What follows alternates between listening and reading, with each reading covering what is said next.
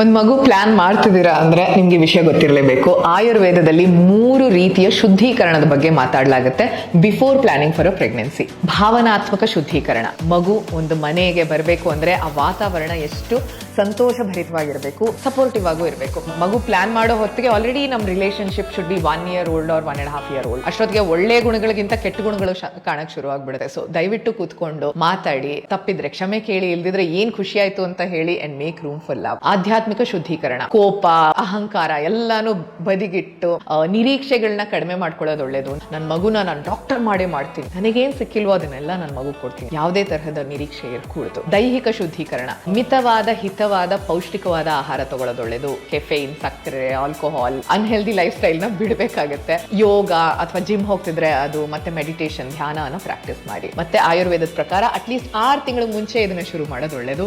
All the best.